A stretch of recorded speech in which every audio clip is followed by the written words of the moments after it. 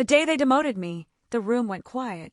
8 people sat around that conference table while my supervisor slid a folder toward me and said, "You're being reassigned to senior associate. Effective immediately. No warning. No discussion. Just humiliation, served cold." I didn't react.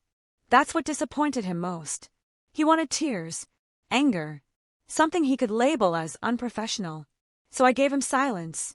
By the next day, a younger man was sitting in my office. My name was gone from the door. My work was locked behind permissions I no longer had.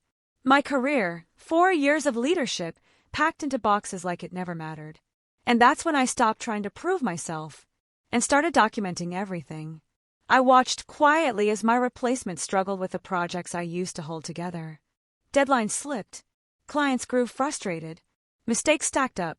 And every time I was asked for help, I answered just enough, never more than requested. Not out of spite, out of strategy. I kept records, emails, metrics, timelines, proof. When a major deal collapsed, I already had screenshots showing I'd caught the problem weeks earlier.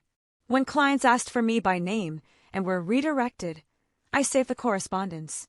When leadership blamed market conditions, the data told a different story. Still, I stayed calm, professional, invisible, until the CEO showed up unannounced.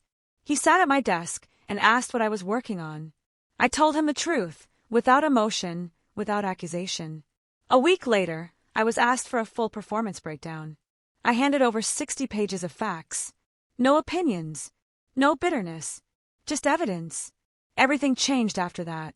The men who humiliated me lost their authority, one reassigned, one quietly removed. The role they took from me was offered back, with more power than before. And when the CEO addressed the company, he said something I'll never forget. "We sidelined the person holding this department together. That was our mistake." I didn't smile. I didn't celebrate.